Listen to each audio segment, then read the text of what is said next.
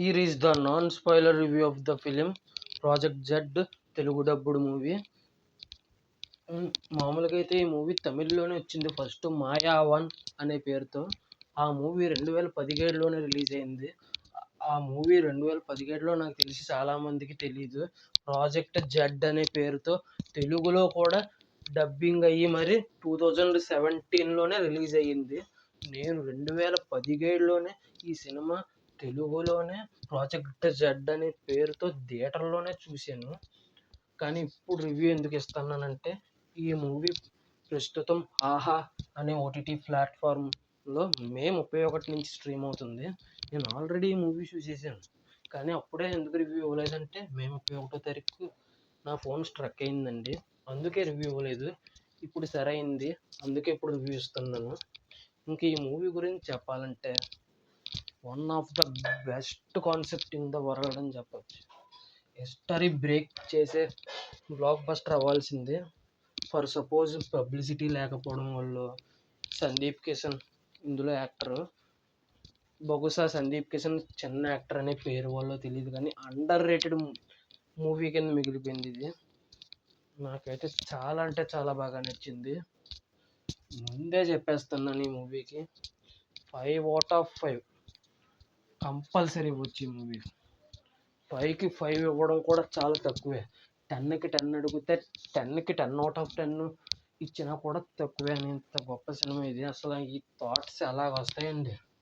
నిజంగా crime investigation చుట్టూ తిరుగుతూ కన్ఫ్యూజ్ చేస్తూ ఎంగేజ్ చేసినా కూడా ఎక్కడ కన్ఫ్యూజ్ అయినా కూడా ప్రతి సీను కన్ఫ్యూజన్గానే ఉంటుంది. కానీ ఎక్కడ బోర్ కొట్టకుండా ఈ కన్ఫ్యూజన్లో కూడా థ్రిల్లింగ్గా ఎదరికి తీసుకెళ్ళి స్క్రీన్ ప్లేతో మ్యాజిక్ చేయడం అనేది చాలా అంటే చాలా కష్టం. ఈ స్టోరీ ఎక్స్ప్లెనేషన్ చాలా అంటే చాలా బాగా ఇచ్చారు.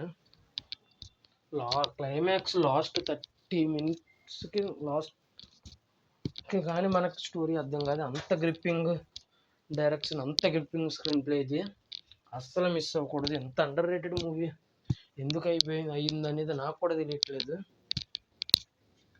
ఇంకా ఈ మూవీ మ్యూజిక్ కూడా బాగానే ఉంది. కానీ సందీప్ కిషన్కి చెప్పిన నేను ఎందుకో పర్ఫెక్ట్గా లేదనుకుంటున్నాను. ఎందుకంటే ఇది చెప్పింది సందీప్ కిషన్ కూడా కాదు. అప్పుడు చిన్న ఇష్యూస్ వచ్చినాయంట, గొడవలు వచ్చినాయంట సందీప్ కిషన్కి డైరెక్టర్కి. కాబట్టి సందీప్ కిషన్ డబ్బింగ్ చెప్పలేదంట, వేరే వాళ్ళ చేత చెప్పించారంట. అందుకే కొద్దిగా ఉంది. విజువల్స్ చాలామంది బాగాలేదు అంటున్నారు, కానీ అవి బాగానే ఉన్నాయి భయ్యా. రీసెంట్గా ఈరోజే డౌన్లోడ్ చేసి మరీ చూశాను మళ్ళీ సెకండ్ టైం. నాకు బాగానే అనిపించింది. థియేటర్లో నేను 2017లో చూసినప్పుడు ఎలా ఉంది, ఇప్పుడు కూడా అలాగే అనిపించింది మరి నాకైతే. కానీ అలా ఎందుకంటున్నారో తెలియదు. ఈ సినిమా మాత్రం ఖచ్చితంగా చూడాల్సిందే.